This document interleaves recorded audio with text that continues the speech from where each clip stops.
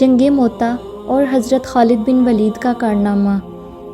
جنگ موتا 629 عیسوی میں لڑی گئی اور یہ اسلام کی اولین بڑی جنگوں میں سے ایک ہے۔ اس جنگ کی ابتدا اس وقت ہوئی جب رسول اللہ صلی اللہ علیہ وآلہ وسلم نے روم کی جانب اپنے سفیر حضرت حارث بن عمیر کو ایک پیغام دے کر بھیجا، تاہم راستے میں انہیں ایک رومی گورنر نے قتل کر دیا۔ سفیروں کا قتل ایک عالمی سطح پر جنگ کی کھلی دعوت سمجھی جاتی تھی، چنانچہ رسول اللہ صلی اللہ علیہ وآلہ وسلم نے اس واقعہ پر ایک لشکر تیار کرنے کا فیصلہ کیا تاکہ رومیوں کو جواب دیا جا سکے۔ رسول اللہ صلی اللہ علیہ وآلہ وسلم نے حضرت زید بن حارثہ کو لشکر کا سپہ سالار مقرر کیا اور ساتھ ہی یہ ہدایت بھی دی کہ اگر حضرت زید شہید ہو جائیں تو لشکر کی کمانڈ حضرت جعفر بن ابی طالب رضی اللہ تعالیٰ عنہ سنبھالیں گے، اور اگر وہ بھی شہید ہو جائیں تو حضرت عبداللہ بن رواحہ رضی اللہ تعالیٰ عنہ کمان سنبھالیں۔ لشکر کا مقصد رومیوں کو ان کے ظلم کا جواب دینا تھا، لیکن مسلمانوں کی تعداد اس جنگ میں محض 3000 تھی، جبکہ رومی فوج 1,00,000 کے قریب تھی۔ جب مسلمانوں کا لشکر موتا کے مقام پر پہنچا تو وہاں ان کا سامنا روم کے ایک بڑے لشکر سے ہوا۔ مسلمانوں نے پوری بہادری کے ساتھ لڑائی کی۔ حضرت زید بن حارث نے علم تھامے ہوئے دشمن کے ساتھ ڈٹ کر مقابلہ کیا اور شہید ہو گئے۔ پھر حضرت جعفر بن ابی طالب رضی اللہ تعالیٰ عنہ نے علم سنبھالا اور بے جگری سے لڑے۔ حضرت جعفر نے اپنا گھوڑا مار دیا تاکہ دشمن یہ نہ سمجھیں کہ وہ بھاگنے کی کوشش کر رہے ہیں۔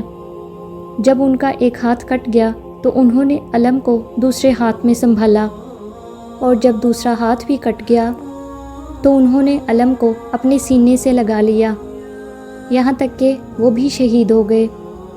اب لشکر کی کمان حضرت عبداللہ بن رواحہ رضی اللہ تعالیٰ عنہ کے پاس آئی۔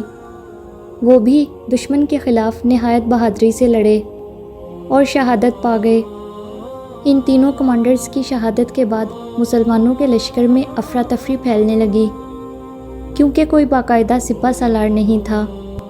یہاں حضرت خالد بن ولید رضی اللہ تعالیٰ عنہ نے لشکر کی کمانڈ سنبھالی۔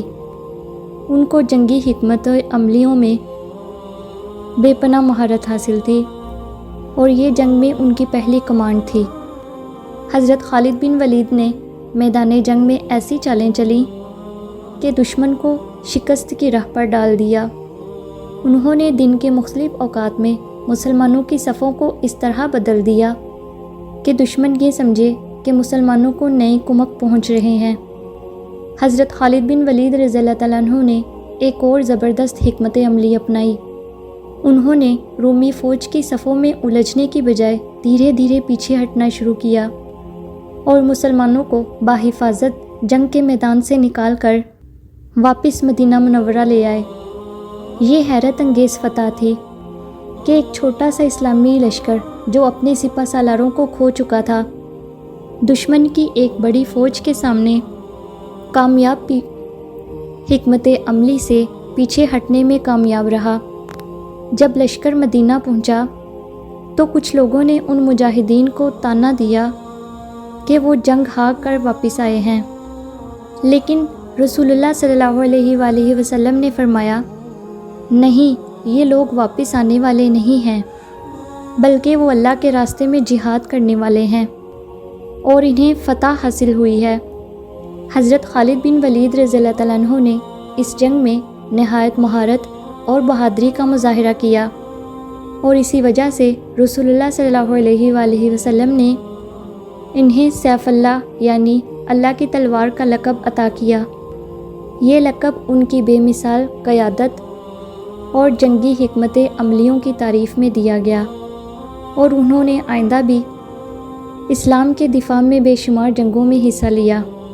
یہ واقعہ اسلامی تاریخ میں بڑی اہمیت رکھتا ہے، کیونکہ یہ مسلمانوں کی پہلی بڑی جنگ تھی جس میں ان کی تعداد انتہائی کم تھی، لیکن اللہ کی مدد اور حضرت خالد بن ولید کی دانشمندانہ قیادت نے انہیں فتح حاصل کرنے میں مدد دی۔